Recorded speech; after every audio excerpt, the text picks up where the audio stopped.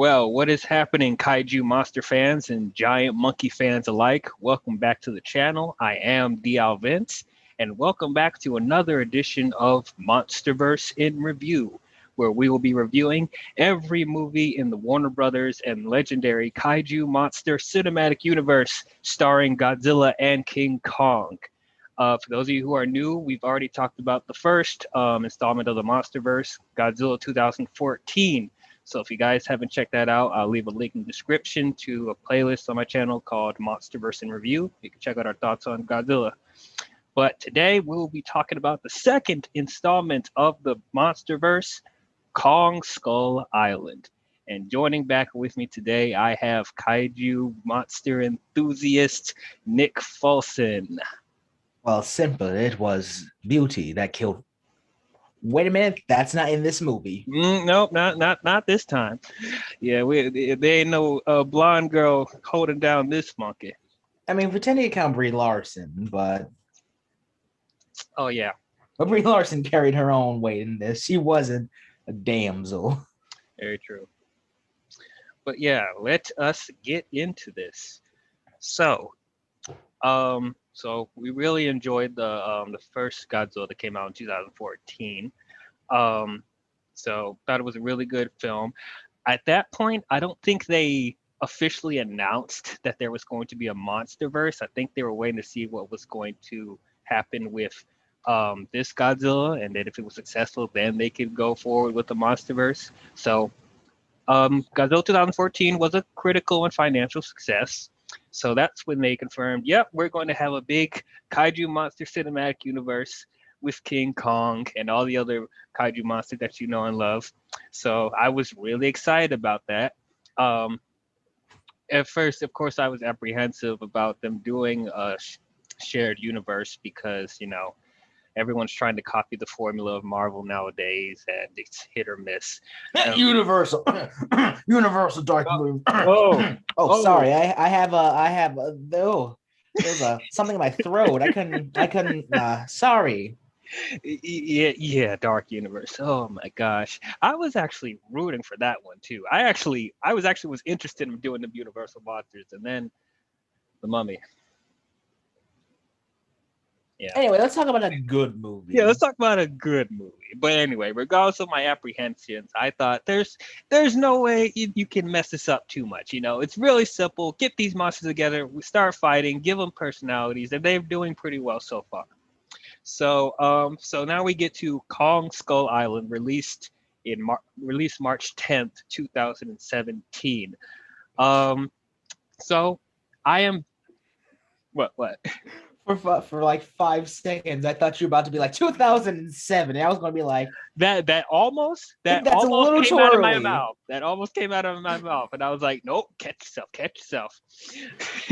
I got the facts right here, guys. All right, anyway, yes, 2017.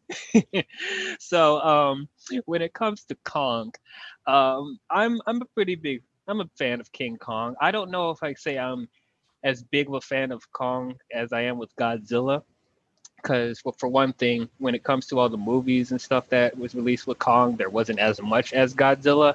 And the ones that I did see, I didn't really like as much. Of course, I saw the classic, the original King Kong that came out in 1933.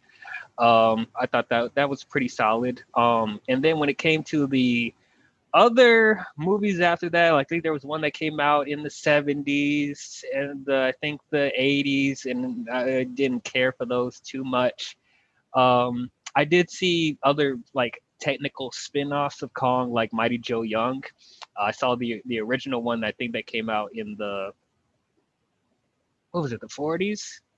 I think it was the 40s. I'm sure the people in the comments will correct me, but I saw the original one, and then I even saw the Disney Mighty Joe Young movie that came out in the 90s. I thought that's an underrated movie, and not a lot of people talk about that one. And there was some animated Kong shows on Disney XD that I watched. I think Kong, the Eighth Wonder of the World, or something like that. Which I thought that was a pretty solid show as well. And so when it comes to Kong in the media today, I mean, they tried one time to bring it into the modern era with the 2005 King Kong movie directed by Peter Jackson.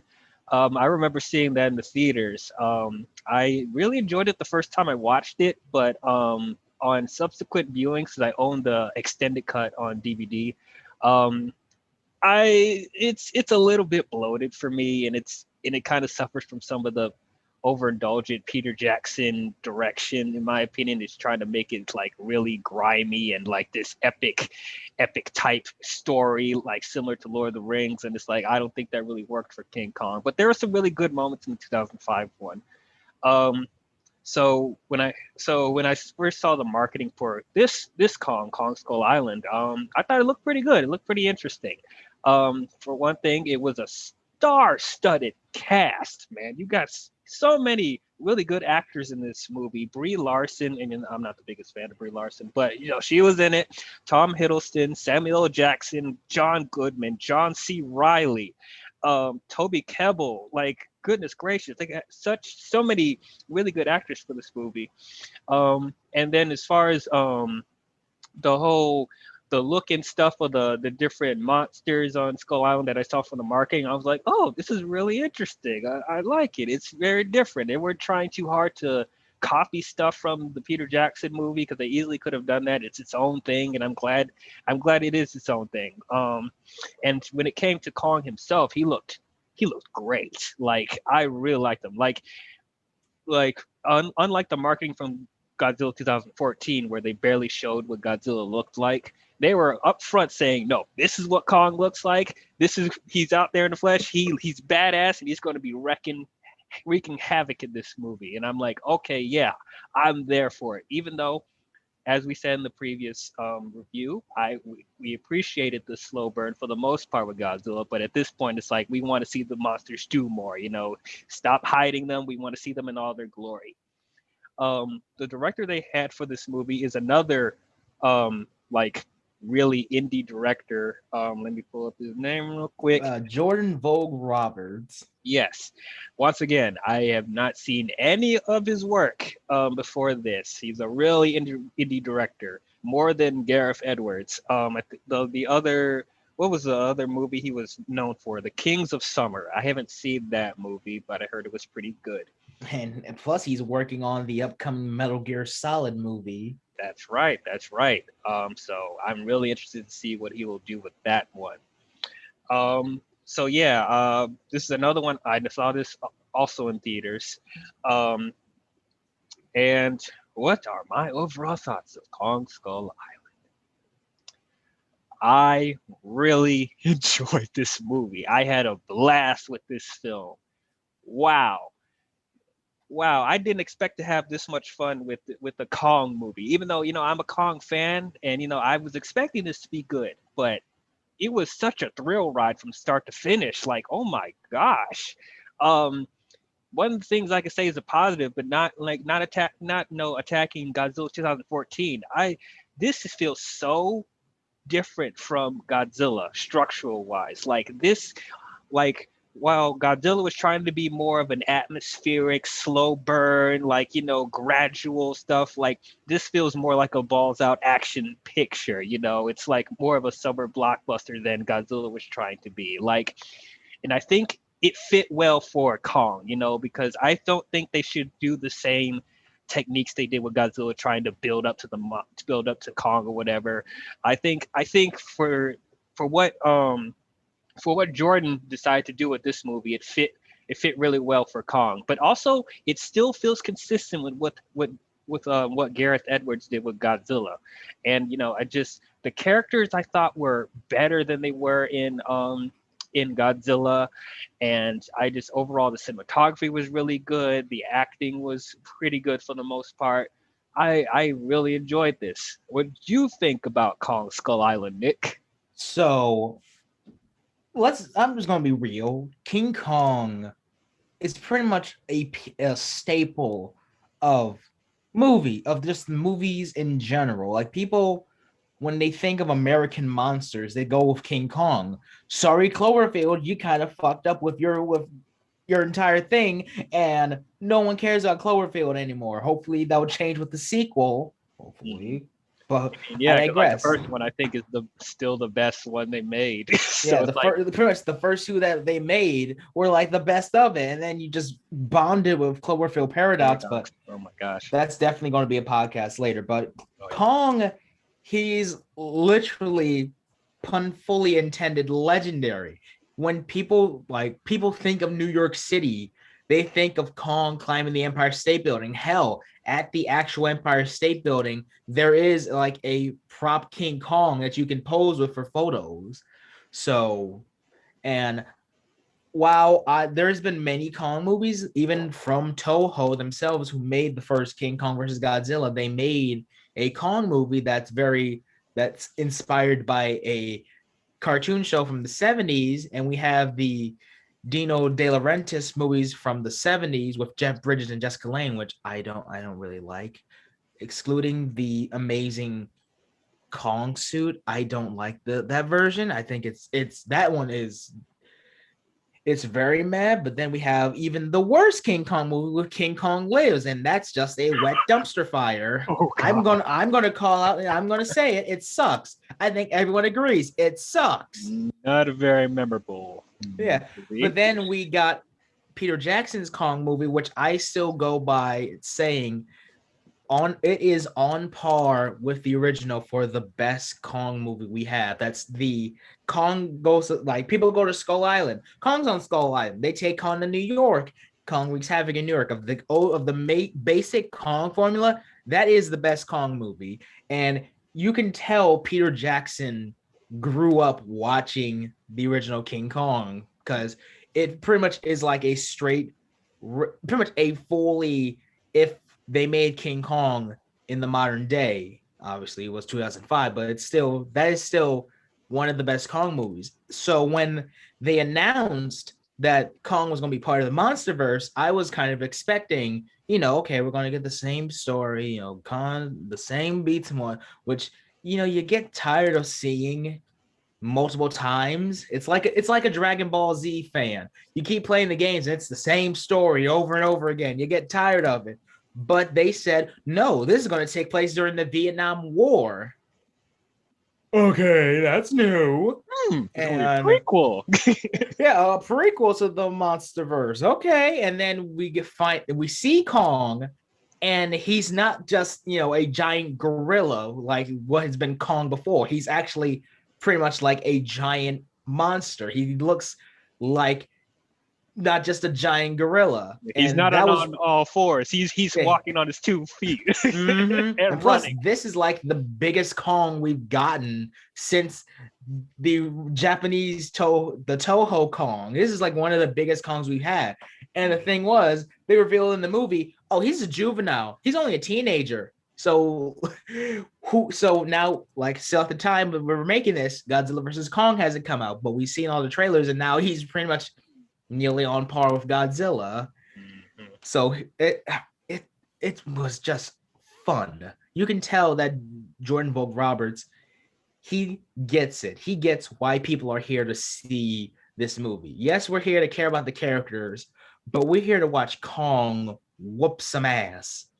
And he does.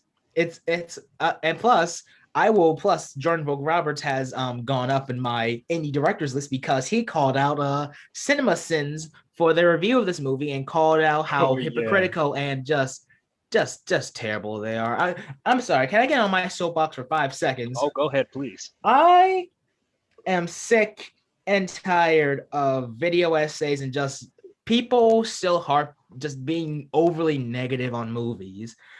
As someone who's now trying to get into the industry, it takes a village to raise a movie and a curtain. It's a lot more people putting it together, not just one person. So it's really annoying when just some random guy on the internet goes like, this movie sucks because of that one nitpick, where no one's going to care unless it's fully a plot. Like, unless it fully messes with the story and the negative and the narrative of the story, no one cares. No one cares. And honestly, that's one reason why I stopped watching stuff like the Nostalgia Critic. I mean, even before all the issues that came out with change the channel and all the shit that happened with Channel Awesome, I was getting sick of just it gets tiring hearing someone always be negative about movies, especially like since of last year. You're getting sick of just someone being negative about something that doesn't really need to be negative. That's why, honestly, I love Cinema Wins Oh yeah. because they hype a movie up. They go even movies that I wouldn't think are like that good, like their Rise of Skywalker movie. It made me think like, oh wow, that is actually kind of cool that they did something with that. Mhm. Well, it's still like not my favorite movie. I can appreciate. It makes you that stuff really makes you appreciate what goes behind making a movie because it's not just most like I'm just gonna say it, most movies are made by bubblegum duct tape and a lot of prayer. Oh, They're it's amazing any movie gets made. So stop getting so worried about movies and just enjoy the ride. Unless just stop it, get some help. yeah. To add on top of that, we're getting in a little bit of a tirade about critics and stuff like that. But I guess I got to consider myself a critic because I talk about movies and I analyze film and I analyze acting and I analyze script and stuff like that. And it's like the whole time ever since starting this channel, it's like I'm trying my best not to become one of those snobby critics that just hate everything, because it's like it doesn't feel like some critics that I watch, not all of them, but they're like for a good amount of critics, whenever they watch movies, it seems like they're just they're just angry at the world. It's like, I mean, yeah, they might be jaded because they've seen so many movies, so nothing feels special to them anymore. Which is like, I mean, I get it, but it's like, it's I feel like that's just really a personal issue, and they take it out on these movies that are actually better than what they give it credit for. And so for me, you know, I know I can come off snobby sometimes. There are movies that I go on a rant about, or there's movies that that I don't like, that a lot of people don't like, that a lot of people really enjoy, or there's movies that I like that a lot of people don't like, and I get over analytical about stuff that I shouldn't. So it's like I try not to harken too much on stuff because like I'm including Nick right here, and I know other people that are trying to get into the film industry. Me myself, I'm trying to be a filmmaker myself. And it's like just knowing how much it takes to make a film is so hard, you know. And it's not just one director or one writer or how many actors you have. It's a whole bunch of people, from the cinematography to the cameras to the lighting to the editing. It's a whole big process. It is so hard to make a movie, let alone a good movie. So it's like there's a time to be critical about films, and then there's a time to just enjoy the ride. And this kind of ties into the overall criticism of the MonsterVerse, because like Kong Skull Island was the point where people was like starting to go against it for some reason. Like when this movie came out, it was so split. Even though yes, it has a decent rating on Rotten Tomatoes, it's around the 70s, and it was a financial success. When I hear people talk about this movie, this is where people start to get divided, and I'm like, why? Like what were people expecting? It's like this is what I've been talking about. Like where just people don't fully understand what these movies are. Like I guess I don't know. Like I don't know what they were expecting. Like we're gonna get into details, of course, but it's just like I really don't understand the hate for this movie. It's like it's not asking too much out of the audience. Like it, as you said, they know what we want to see. Where people were criticizing we didn't see enough Godzilla in the last movie, they give us so much monsters in this film. This is one of the things I loved about this movie. It's like within 3 minutes of this movie, you see Kong. Within 3 minutes. So then I was like, oh, this is what kind of movie we're watching. So yeah, just one thing I would start with is the overall the direction of this movie. Jordan brought such a unique style to this movie that once again it feels different from Godzilla, and I think it even feels different from King of the Monsters, and we'll see how Godzilla versus Kong goes. But it's like, as far as his overall vision for this movie, there's a really great sense of energy to the film. It's like very quick paced. Everything goes bam, bam, bam, bam. I don't feel like there's any slow moments in this movie. And it's just like there's a sense of like fun. As we said, there's a fun type of thing. It's zany, it's kind of weird in places, and some of the characters have some really fun moments. Like, this is stuff we haven't seen in the previous one, where it's like where they're really serious and like they're trying to make you feel the gravity and weigh the situation. This one is like, no, we're gonna have some colorful characters here and there. Are they the most deeply written characters in the world? No, but they didn't need to be. They just have to be likable enough so they can get us to the next set piece. And normally that would be a criticism, but like for me, like, no, that's great. We need, I just want these characters to be fun, so they can get us from point A to point B. It's not asking a lot from the audience. That's what I really liked about it. Just the energy just feels different. The cinematography is even different. One other thing we criticized with Godzilla 2014 is that it's lit too damn dark. But in this movie, they amp up the saturation in this film. I love how they utilize color in this movie. There's the really great shades of orange and green and blues and stuff like that. It really just pops. I'm like, wow, like this is really a really good looking movie. And even the special effects when it comes to the creatures is also a step up from Godzilla 2014. Even though I thought the effects in there were great as well, but it's like this one is like they even stepped up because they had more to play with when it comes to the creatures and stuff like that, and all the stuff on Skull Island, which I was afraid they were going to be really light on. But it's like, the movie's called Skull Island, so I expected them to put detail in it. And I thought, yeah, it was really cool, the details they put in all these creatures. What did you think about the overall look and feel? Oh God. So, as someone who has seen, we both seen a lot of movies. Vietnam is always nowadays a played out era in American history. Like, I mean, they do lean into the tropes that are in American media about Vietnam, but then really those tropes they go to the wayside once we start getting into the action. And the action, this is just great. And plus, it feels like they did listen to some of the criticisms people had with 2014, where it was too darkly lit, or it was that you couldn't see anything. You can see what you need to see in this movie. And plus, even if it's dark, there's still light. That's the important part. Is if that's part of with a dark scene, you still have to have some sort of light source so people can see see the action. If it's just too dark, people are going to turn off and not care. Mm-hmm. Definitely agree. And yeah, going back to this is set like post World War II. I thought that was a really cool way of having the movie be framed, because like we easily could have just had a continuation from Godzilla, like in the timeline wise, but it's like I like that they went back to be a prequel, and that way they set up the beginnings of Monarch, and we got to get with John Goodman's character and Corey Hawkins. So I really liked their characters. So John Goodman's just I think he's just one of the. I don't think he's not the head of Monarch. He's just one of the people that works there, and he's trying to he's studying this mysterious island or whatever that came up.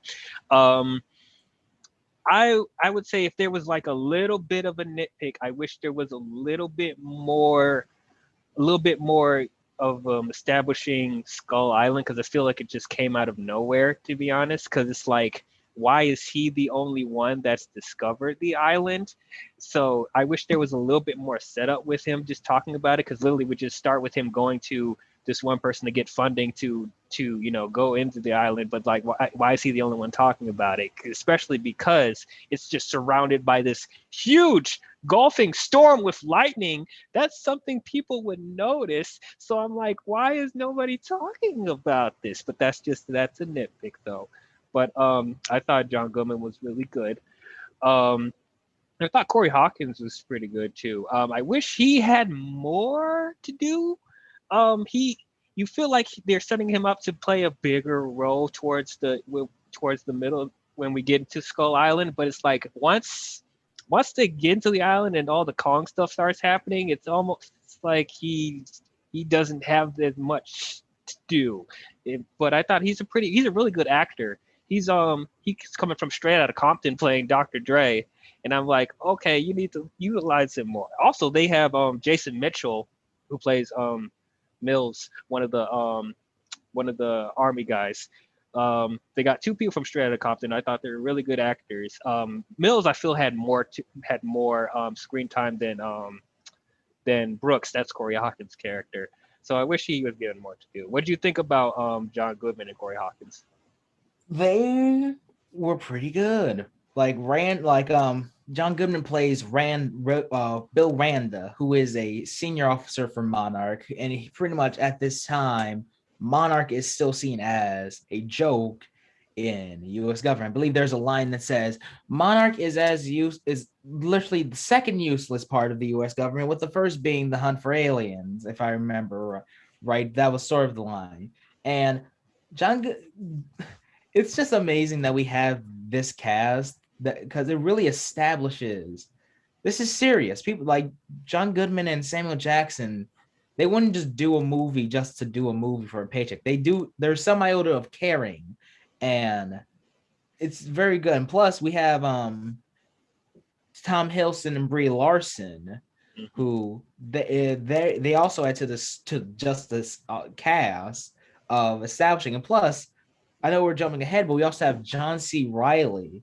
Now, it's genuine. When we all saw the trailer and marketing for it, it was that John C. Reilly, he was going to be the comic relief character. You shouldn't have come here. Oh, you're gonna die.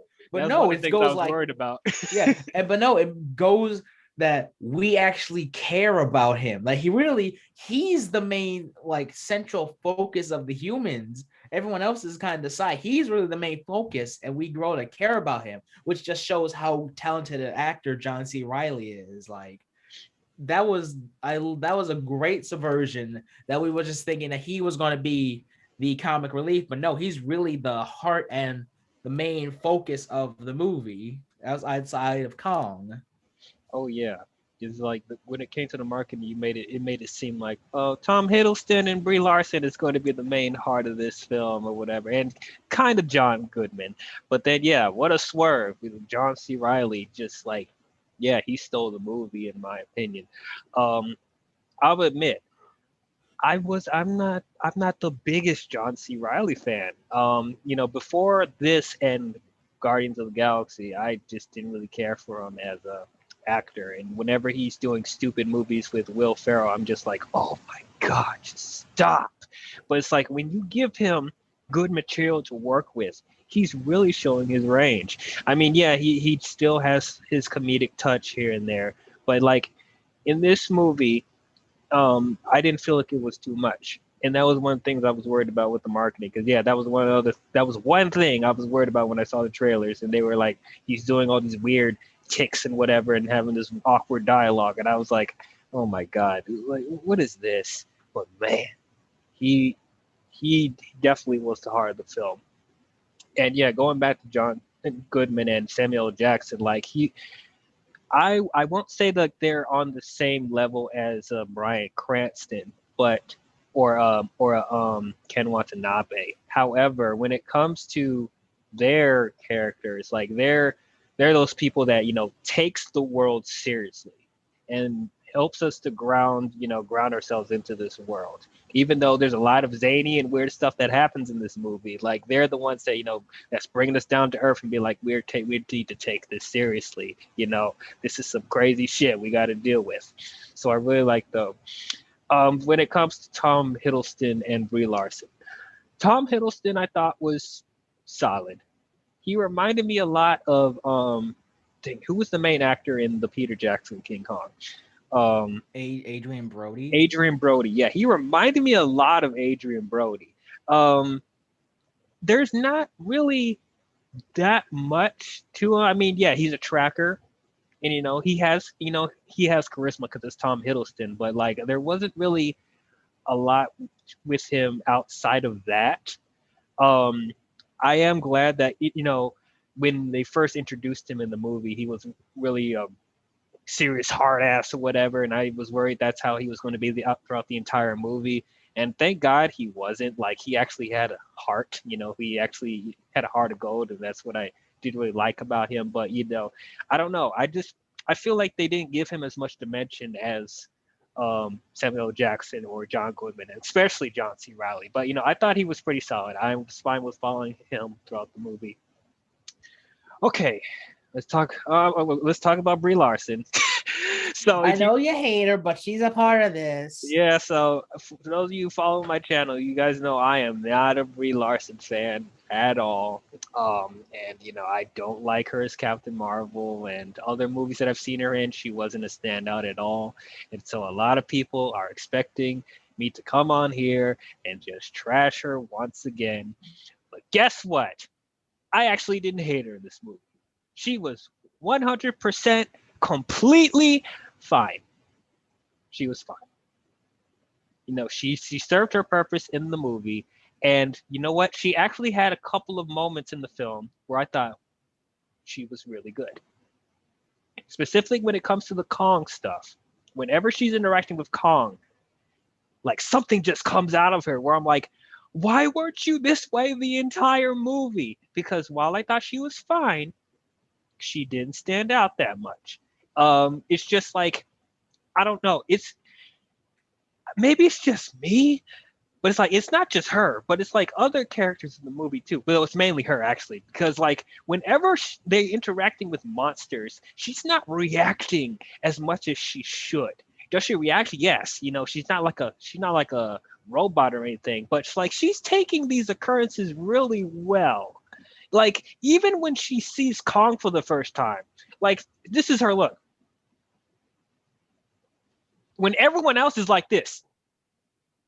So I'm like, come on, Brie, like try a little bit harder. Even when she's running away from monsters, where's the guttural scream? She doesn't scream at all in this movie. Like I don't feel her panicking except towards the later end of the movie when stuff started getting serious with the big skull crawler or stuff like that. But everything before that, she's taking stuff really cool, and everyone else is just pissing their pants. So I'm like, she's fine. She's fine, okay? She wasn't bad, but it's just she could have been better. And it's like I said, those moments she does have with Kong, like you see the twinkle in her eye, you see tears coming down her face a little bit, and it's like she seems legit astonished by Kong, towards the end. But before that, she's just like, I don't know. So that's all I gotta say about Brie Larson. Anyway, what did you think about her?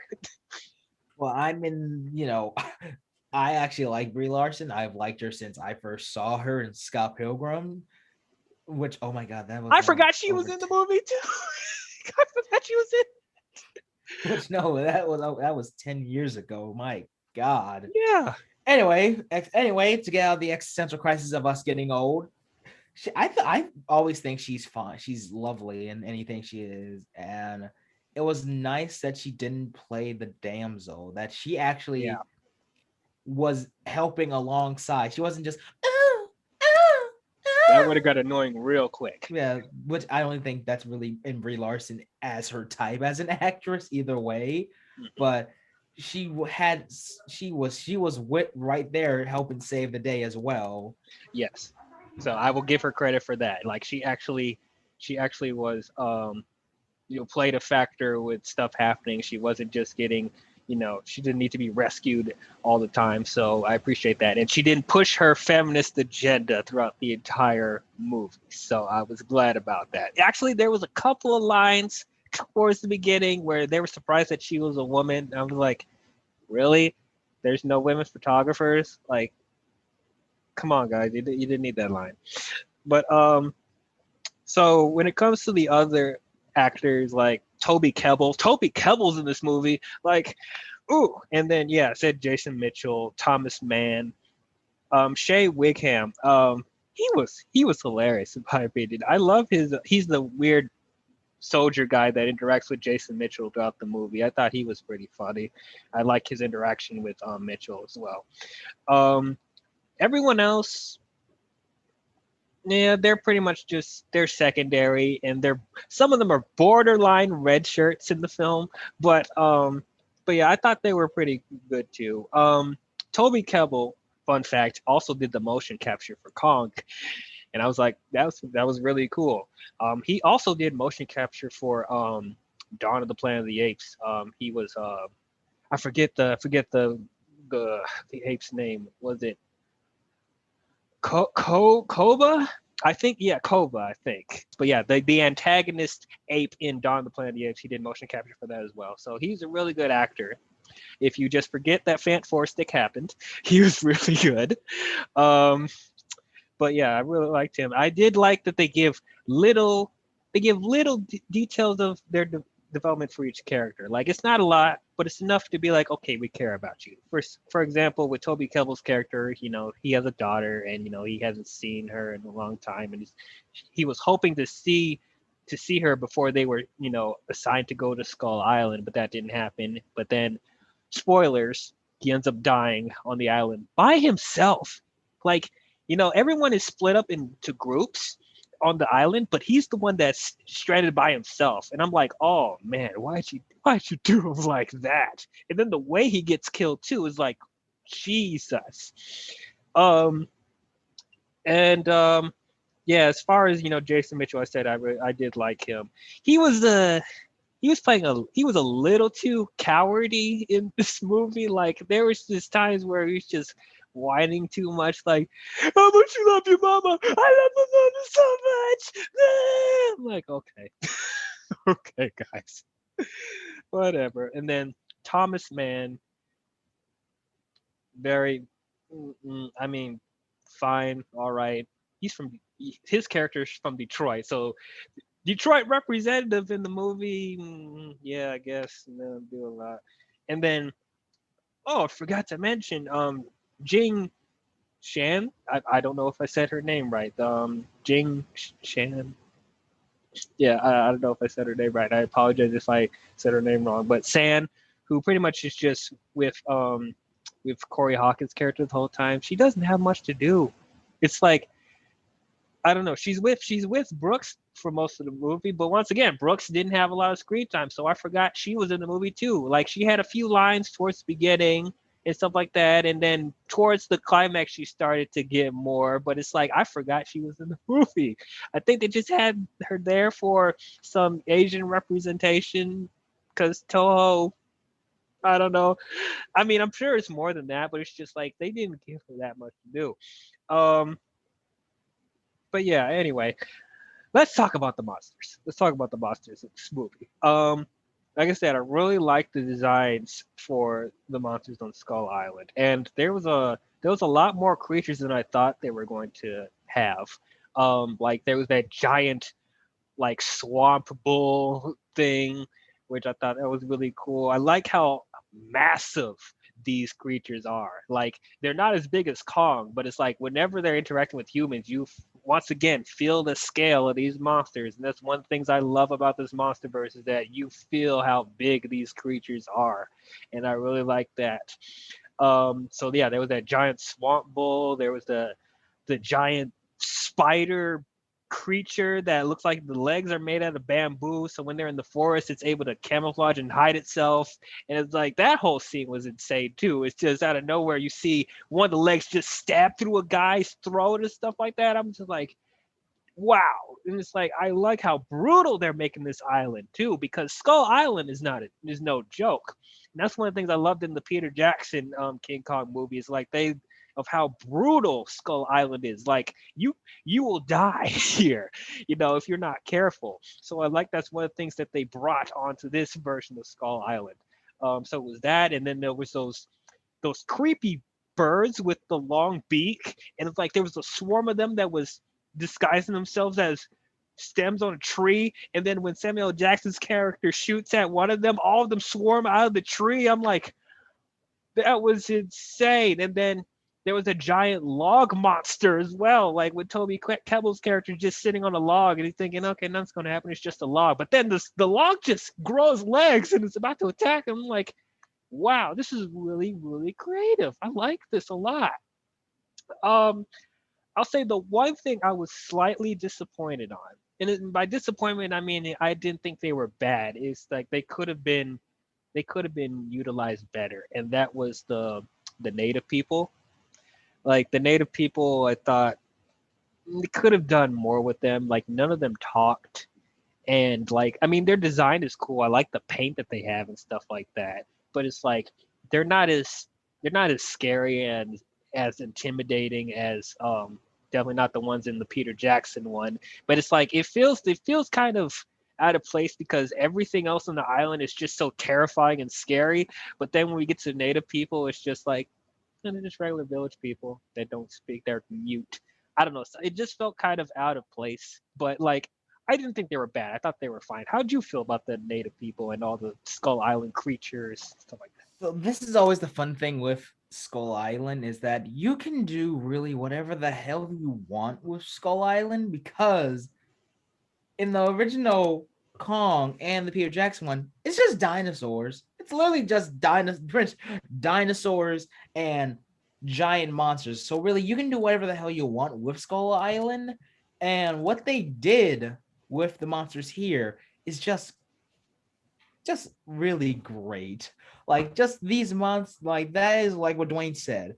The monsters they don't feel like monsters. They feel actually like living creatures that are just living their daily life. Like you can see how the environment evolved to fit Kong in there. Like with the giant spider, how its legs are pretty much look like bamboo. That's its way of evolving. Or with the Skur Buffalo, that's what's the actual actual title's called. Okay. But how it evolved to pretty much look just have good camouflage, and with the law creature, just everything feels like a living, breathing creature. Like the creative team took time and went like, okay, how would this work?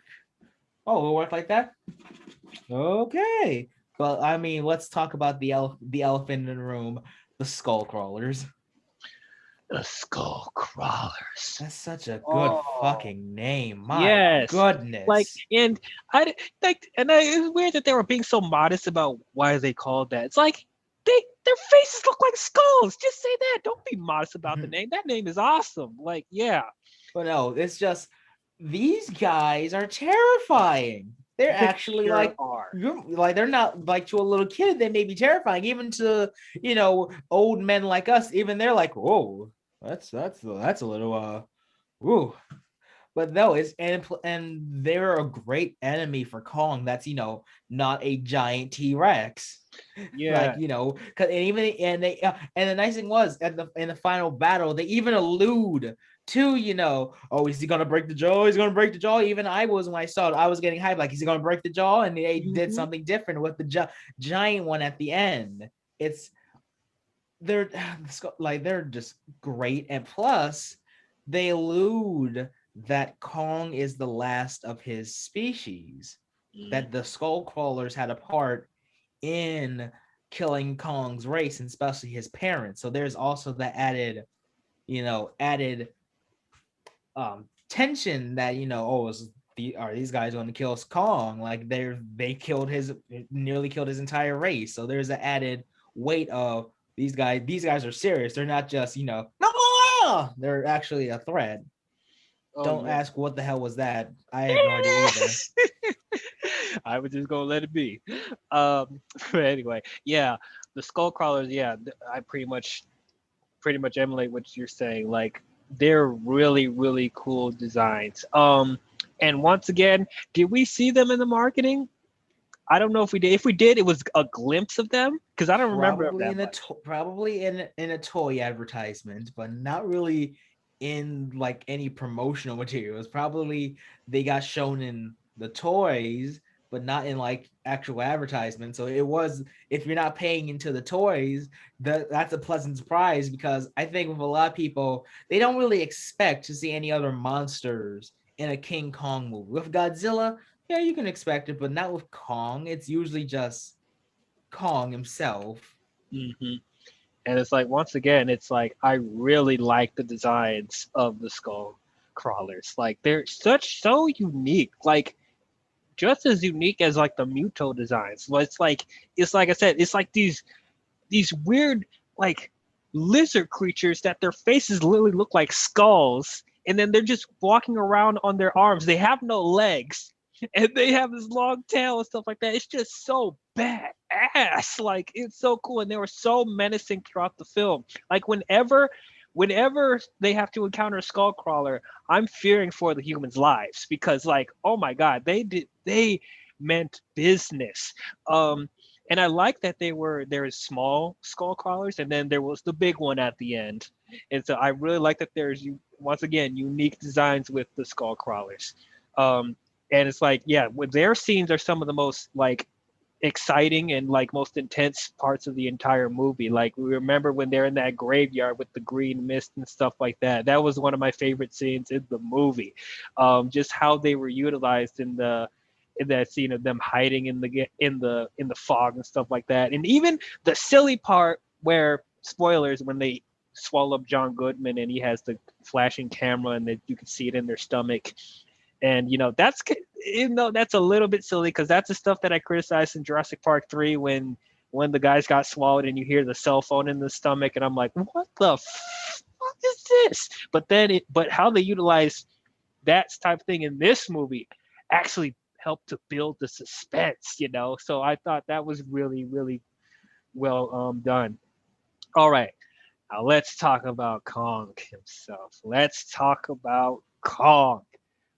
Man, this is my favorite version of Kong, hands down. I appreciated Kong in the Peter Jackson one, and he was motion captured by Andy Serkis. He's a master. He's one of the greatest actors working today. He deserves an award. He deserved an award 20 years ago, and he still doesn't have one. It's a crime. So I really liked his version in the Peter Jackson one. But I'm sorry, this Kong dwarfs anything before this. Like the moment he comes on screen, I am amazed. Like, goodness gracious, within his first fight scene, is it really a fight scene or just a straight up ass whooping with the helicopters? Within his opening scene, my jaw dropped to the floor. They utilize Kong so well in this movie. I love his design, and I could tell there's like little aesthetics that they're trying to do homages to the original 1933 movie because like there's some features like he has the short stumpy head, he doesn't have a huge forehead, and just like overall his jaw formation, it's like I just really liked his design and the detail in his his fur and his skin, his pores, you see scars on him, and there's even flies around him and stuff like that, and his eyes, like every detail on Kong was just perfect. Like he felt like an actual creature. And once again, they gave him such personality as well. Like whenever he's just interacting with his environment, it's just really interesting to watch. He just, there's just the scene where he's walking in the water and, he's, attending to his wounds.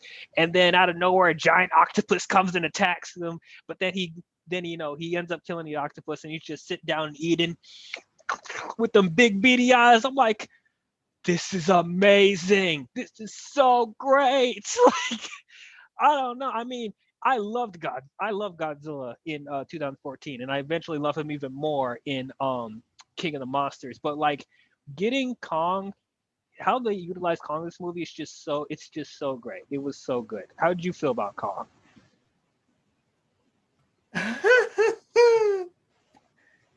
Like I said earlier, they did something different. They didn't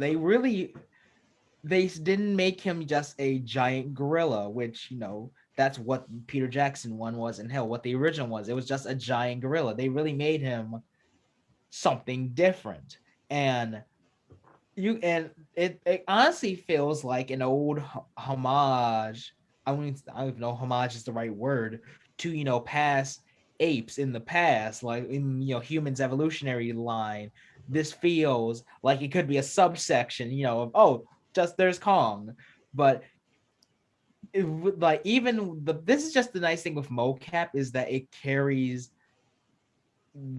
the human express, like not the human expression, but just you can see the expression. Like when Dwayne was saying, when Kong is just relaxing, minding his own business, tending to his wounds that he got from the first fight with the soldiers.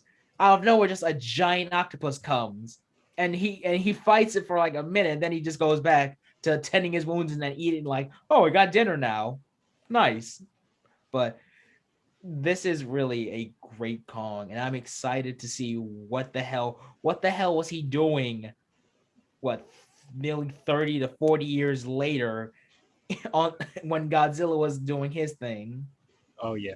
Oh yeah. Um, what other, and then when it comes to his when he's interacting with the humans and stuff like that, I like that, they didn't just make him an all-out villain. Like whenever he does feel like he has to defend himself, there's a reason why, because the humans literally just came and bombed his island. And I'm like, are you stupid? You want to die. So it's like whenever he does need to attack, there's a reason why he's doing it. He's doing it, when he does, battle those helicopters, he's doing it to defend his territory because they didn't know that, what the humans were doing, bombing his island. So that there was a reason for that. And even like when he was interacting with Brie Larson and Tom Hiddleston, like at night, and Brie Larson putting her hand up to her nose and stuff like that, like that reminded me of some stuff from the older films. Like he does have a soft spot for the humans and stuff like that. He's not all like evil and stuff like that. And once again, it's a similar role that that Godzilla plays in this MONSTERVERSE, of him trying to preserve the laws of nature. Like whenever anything goes out of balance, he's there to prevent it from happening. There's the whole plot of the skull crawlers. He's trying to prevent them from producing a bunch of them, because when they do, then it might be too much for Kong to handle, and then they'll eventually go out into the rest of the world and wreak havoc and stuff like that. So I like that they gave him a similar role with Godzilla. So by the time we get to Godzilla versus Kong, it'll feel very even, because they both feel like really fleshed out protagonists of the world for the most part. So I really like that. Um, and also I like how they explained all that. That one of the things that I heard people didn't like about this movie is like how exposition heavy it was, and I have to disagree with that. And I'm one of the people that harkens on exposition a lot in movies, but I felt like what they needed to explain in this movie, the way they structured it in the movie, I felt it was good, and it wasn't too much. It was enough for us that we need. It was enough information that we needed to know. So I really didn't understand why people were like, "Oh my God, they're just explaining everything," blah blah blah. Like, no, that's not. I didn't really feel that. And it's like John C. Reilly explaining all that made sense because he was stranded on the island and he grew a connection with the skull natives and stuff like that. So really like that as well. Um, actually, we haven't talked too much about Samuel L. Jackson's character. Let's talk about him. So I really liked him in this movie, but I can see why people don't, because he's a character that's blinded by revenge, and there's not a lot of dimension when it comes to that. And like there's many times in the movie where he has a chance to like understand what's truly going on, and like he doesn't need to go out and try to get revenge on Khan and try to kill him. Like there's actual logical reasoning that people are trying to tell him, but he's not listening. And I can see how that's kind of irritating and annoying. I kind of was irritated too in certain moments. Like, come on, man, if you're doing this, you're going to kill us all. But he's just so blinded by rage and revenge, and he's just so adamant on killing Kong by any means necessary. But the way he's acting in this movie is he's so charismatic, where I'm like, I don't really care. It's Samuel Jackson versus Kong. Did you ever think that was going to happen? Him standing up to this giant gorilla? Like, it's insane. But I'm entertained by it. So it's like, I can see why people didn't like his character. And yeah, there's some things that I did like about him, but I thought once again, he was one of the standouts of the movie as well. How did you feel about Sam in this movie? Like I keep saying, Samuel Jackson never gives a bad performance. He always gives 110% to everything he's doing, and it shows here. And I like that this character is really blinded by revenge, but also he's like, yeah, the war, like, because if you don't know, this takes place in like near the end of the Vietnam War, Yeah, and 1973. yeah, his character is like, what the hell is a soldier going to do after a war is over? So he's still trying to get a fight in, and that's why he's acts the way he does. But he is a great villain. He's a great human antagonist. I wouldn't say he's a villain because he's not really like a mustache twirling villain, but he's a good antagonist for the human characters until the skull crawlers come and go like So yeah, I definitely like that. I'm surprised that there was like literal lines that he said from other movies that he was in. They let him say it in this movie, like "Hold on to your butts." And I'm like, they really let this dude say it in this movie. Or like when Brie Larson and Samuel Jackson are confronting each other, and like you feel, and like it seemed like Brie Larson was gonna do like this heartfelt speech, like the world is bigger than us, and then Sam was like, "Bitch, please!" I laughed out loud when it happened. So it's like you love to hate the guy, you love to hate him. Um, but yeah, let's talk about the main fight with the giant skull crawler. Wow, that was great. I mean, before that, you had that whole confrontation of Samuel Jackson versus Kong. He's trying to blow up Kong with some bombs and stuff like that. And then they end up stopping him from doing that. But then just the giant skull crawler just emerging from the water, and I'm like, oh wow, this is freaking amazing. And then when Samuel Jackson's about to pull the trigger on the bomb, Kong's just like, I'm just like, what is this movie? And then we get to this fight towards the end, which they stepped up the fighting from Godzilla 2014, definitely. What's different with how Jordan utilized the monsters in this movie is like things are faster paced. That's the main thing about it. Things are faster paced, where things felt more slow, and massive, it's like they're not like Godzilla wasn't going the fastest, and the Mutos weren't really going the fastest. But it's like I still enjoyed the fight, but it's like they weren't.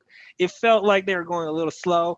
But in this one, these monsters like are moving so quick. Like Kong really jumps out of the air with a giant boulder and smashes it across the skull crawler's face like it's WWE. Like, what is this? This is freaking crazy. And then there was like this like turbine from a boat that gets chained up on Kong's arm, and then he's using it as like a ninja weapon, as like a whip, and just whipping it against the skull crawler. And I'm like, this is freaking amazing. Like, and he's wrapping it around his hand and just uppercutting him on the freaking on his head and stuff like that. I'm just like, this is insane. Like, this is stepping up the monster fights like so much. It's like I like how creative they were able to get with the fights. Like, you actually have the monsters interacting with the environments more, using their environment to their advantage. Specifically with Kong, because he has fingers and stuff like that. He's able to pick stuff up. He doesn't have short digits like Godzilla, so he's able to pick up stuff and just throw them at the monsters. And I'm like, this is just, like I said, this is literally a wrestling match with monsters, and it's absolutely glorious. And it's like they even put in there, like, with Brie Larson kind of getting in trouble with her.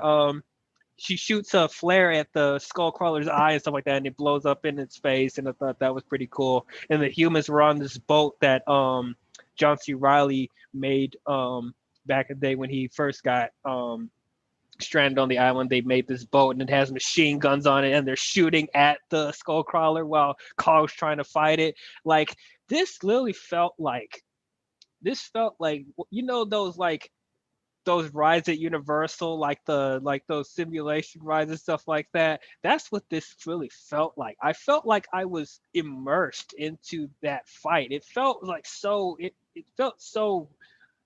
just felt so cool, I don't know how better is to say it. It just felt so cool.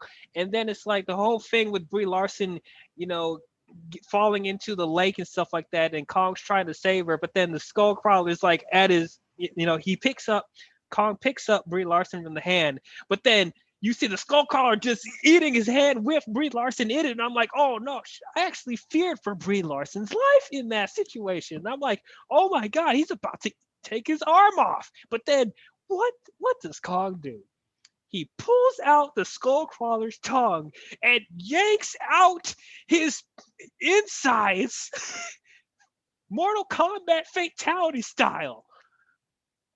God damn, this movie is awesome. This movie's so great. Like, yeah, like you, I was expecting some sort of like, is he gonna rip the jaw off and stuff like that? And once again, subverted my expectations and did something even cooler than that. Just literally ripping out his guts from the inside with Brie Larson still in his hand. I'm like, this is great. This is amazing. I loved it. It's metal as fuck. Huh? That's metal as fuck. It's metal as fuck, man. And this is only the beginning. Wait till we get the king of the monsters. But like, these fights just keep stepping up their game with every movie. Like, oh my god.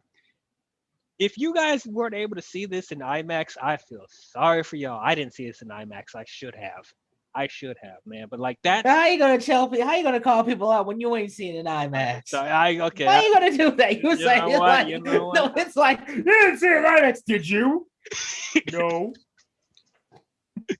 Yeah. Okay. Yeah. You got me there. I did see it in IMAX, but like this is something you do need to see in IMAX. Just saying. It. That alone is great.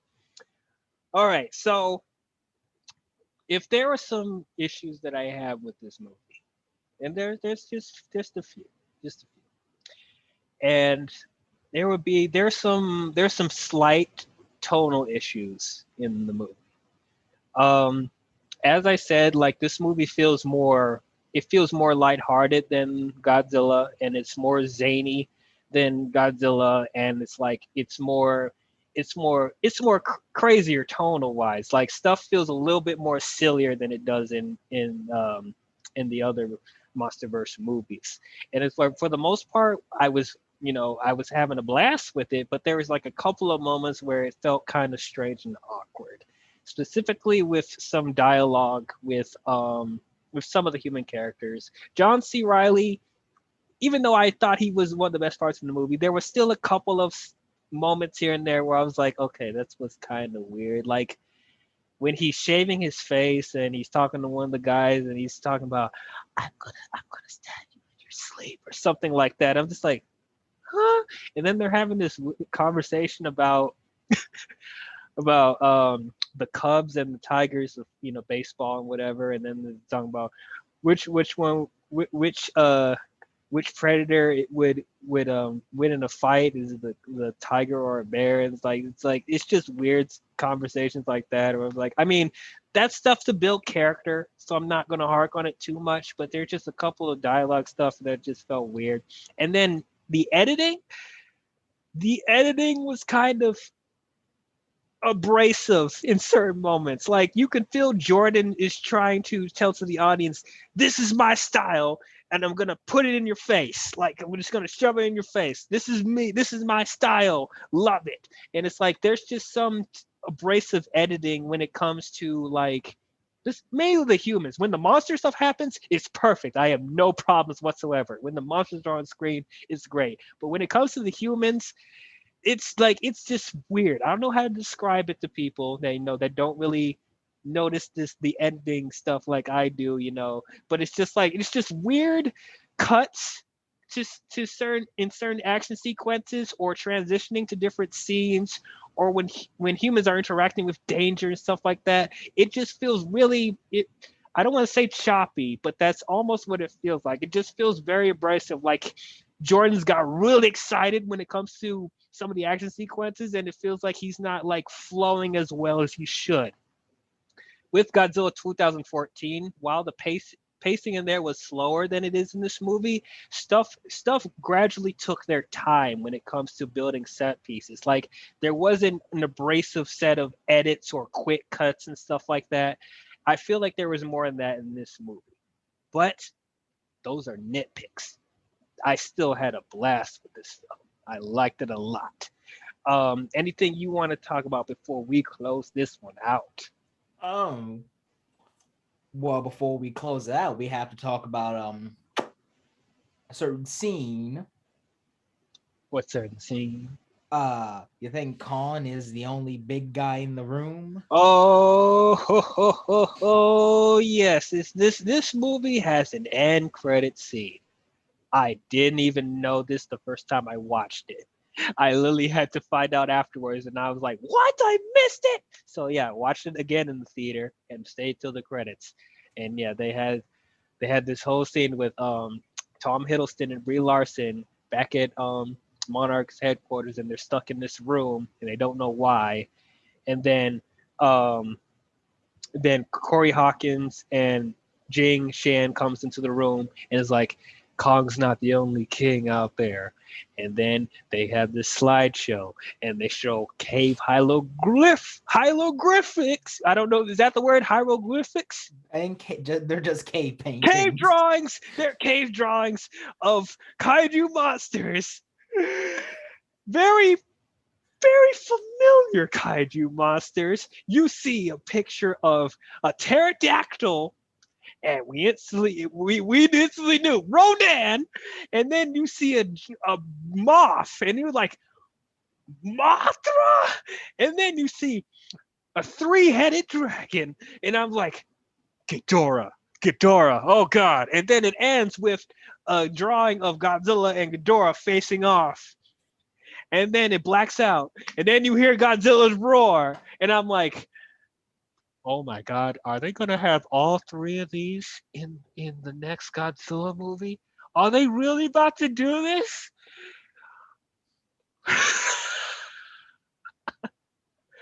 I lost my mind in the theater.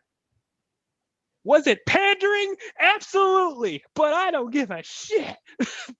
I was so excited. I was so excited for that next Godzilla movie. Oh my gosh, loved it. I loved it.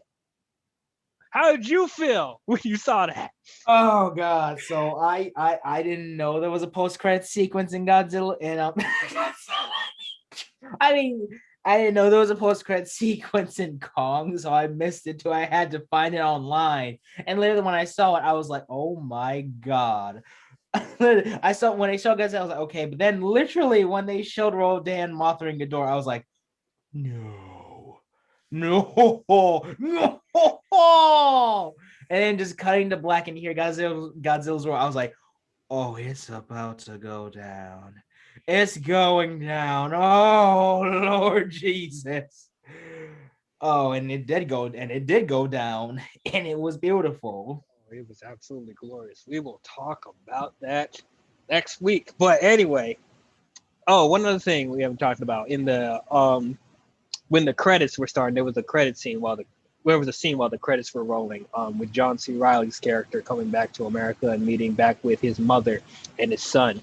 And I thought that was beautiful, because throughout the film he was talking about how he hadn't seen his family in like years and stuff like that, and he was just hoping for the day that he will be rejoined back with his family again. And he's talking about that was that funny line when he met with the other humans for the first time. He's like, "You look as good as a hot dog and a beer." And there's something about the baseball game, so that was pretty nice. So that scene in the credits, I thought that was beautiful. I'm glad that they gave payoff to John C. Reilly's character. I thought gave him a happy ending, because I think majority of us thought he was going to die. Yes, I thought he was going to die too, but thank God he did it. Another one of those subverting of expectations, which is why one other little nitpicking thing about it, like, there's so many characters in this movie, as I said earlier. It's like, I don't know whether they should have just cut some characters out of the movie, or just given more development for certain characters, because like there's so many in this movie. Like there's 3 groups that we follow in this film, and not everyone gets the same amount of screen time, as I said. And then there's some characters where I forget they're in the movie. Like I don't think any of them are bad. Like I don't think anyone gave a bad performance. It's just like I just wish that they, I don't know. It's just we would just trim down the characters that we didn't need, or just just give more development to other characters that didn't have as much. But as I said, there were standouts like John Goodman and John C. Reilly, Samuel Jackson. Those were the main 3, and then second class would probably be Tom Hiddleston and Brie Larson and kind of Corey Hawkins, and then there's everybody else. So I'm just like, so many people. Toby Kebbell. So that's one other little nitpick. I know you don't like to nitpick movies, but is there anything that you were like, they could have improved a little bit? Really, no. Like, I mean, we can honestly just go to ranking, right? To just how do we rank this movie? I very much enjoyed it. Like, just with 2 movies in, the MonsterVerse has already shown like it's pretty good. It's pretty good. So this movie just gets a positive from me. Mm-hmm. All right. Well, for me, I would probably I'll give it a B+. So it's going to be a similar grade with Godzilla 2014, because like there are things that I liked more than Godzilla 2014, but then there's some things that I thought could have been better. Like it's not a perfect movie. Like I said, I wish there was just more. I wish the editing was tighter in certain moments. I wish the characters were more fleshed out. But overall, I had a blast, especially when it comes to the monster stuff. I thought the monster stuff was great. They didn't hide away from giving us the monster action that we wanted. And while the characters weren't as fleshed out or didn't have the most dynamic backstory for all of them, they all were still really fun to watch and follow, So they did enough for us, to care about what's going on. I still won't understand to this day why people think that the human characters are just so bad. They're not. They're serviceable. And that's all I need for a monster movie, just to be serviceable, be likable, That's all I want. I don't need deep development backstory for all of them. But yeah, I had a blast with this movie. I really liked it. I will say, even though I gave this the same grade as Godzilla, I do enjoy watching this more than 2014. Slightly better. And it just keeps going up from here. But that's our thoughts on Kong Skull Island. What did you guys think about it? Did you guys love it? Did you guys hate it? Did you guys think it was okay? Comment below and let us know. So next week, we'll be talking about the 3rd installment of the MonsterVerse, direct sequel to 2014's Godzilla, King of the Monsters. Tune in for that when it comes out. If you guys enjoyed this video, don't forget to leave a thumbs up, and please subscribe to the channel. If you want to be notified on future videos I'll be doing, hit that notification bell. But that's all we have for you kaiju monster fans, and we will see you guys in the next video. Talk to you guys later. Bye-bye.